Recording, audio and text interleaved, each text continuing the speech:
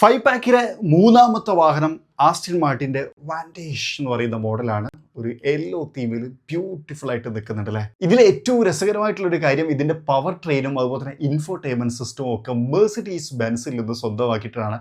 മെഴ്സിഡീസിൻ്റെ 177 എന്ന് പറയുന്ന 4 ലിറ്റർ എഞ്ചിനാണ് ഇതിൻ്റെ പവർ ട്രെയിൻ എന്നുള്ളതാണ് വാൻറ്റേജിൻ്റെ ഹൈലൈറ്റ്. കാസ്റ്റിങ്ങിൻ്റെ ഡീറ്റെയിൽസ് നോക്കിയാലോ. യെല്ലോ തീമിൽ മനോഹരമായിട്ടുണ്ട്.